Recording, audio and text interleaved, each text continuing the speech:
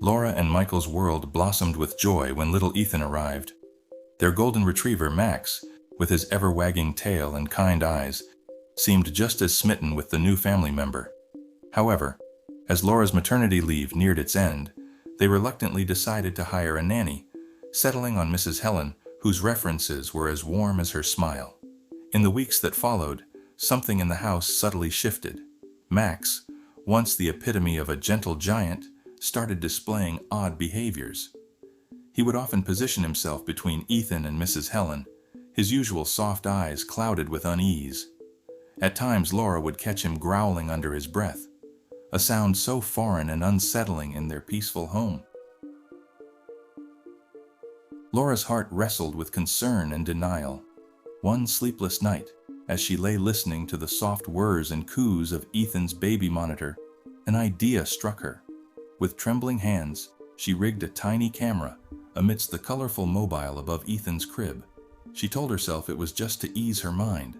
The next day, amidst the clatter and buzz of her office, Laura's gaze was glued to her phone, streaming the live feed from Ethan's room.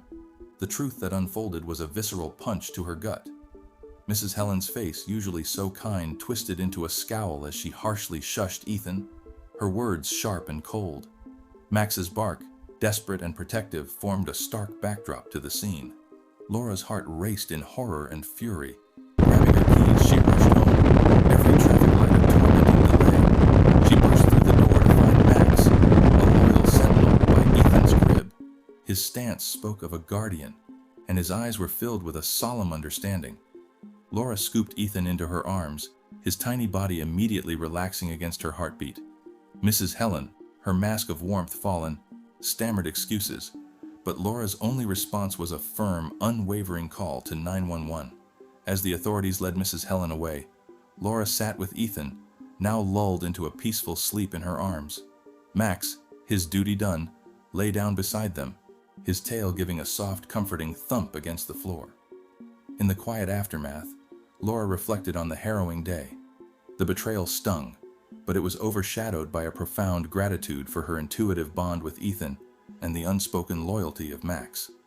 She knew then, more than ever, that her instincts were a powerful guardian for her family. And as she watched over Ethan and Max, both sleeping soundly, a resilient peace settled in her heart.